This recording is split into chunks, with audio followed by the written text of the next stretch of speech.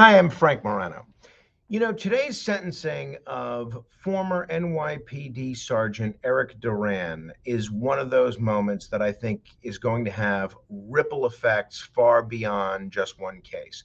And before anything else, let me say this clearly. A man lost his life, and that's a tragedy. A family's grieving, and nothing I say should take away from that. But at the same time, we have to be honest about what this case represents, not just for one officer, but for policing in New York City and across the country.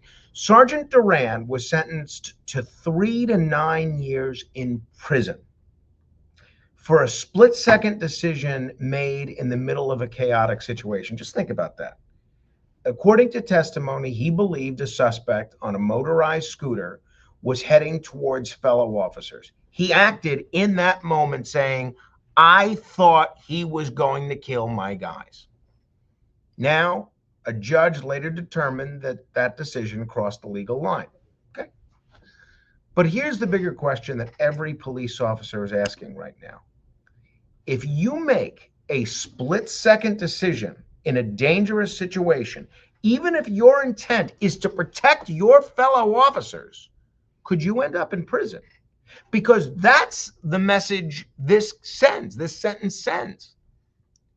And it's going to have a chilling effect.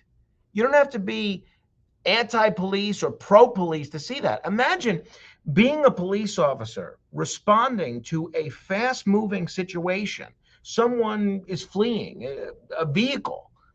Other officers are in harm's way. And in that moment, you have seconds, maybe less, to act.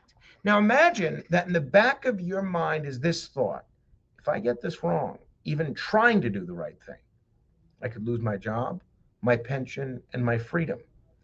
What does that do? It makes officers hesitate.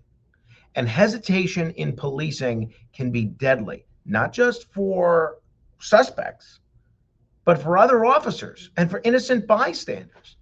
This is why you're seeing such a strong reaction from police officers around the country, law enforcement groups around the country, not just in New York.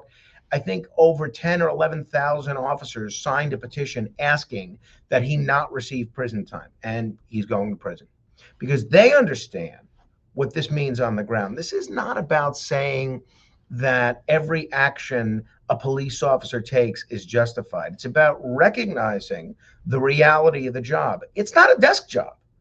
I'm sitting behind a desk right now. Police officers aren't so lucky in most cases.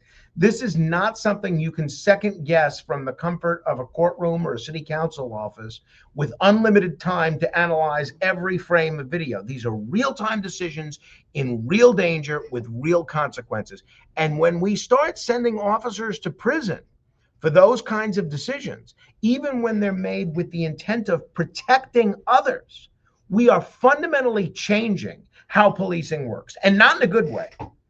You want to know what this leads to?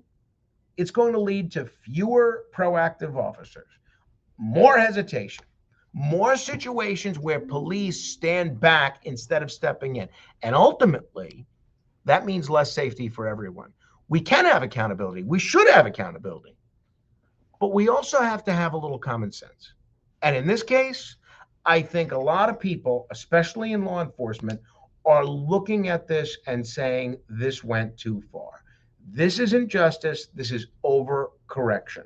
And it's going to come at a cost, because the next time an officer is in a dangerous situation, making a split-second decision, this case is going to be in the back of their mind. And that should concern every New Yorker. Thank you.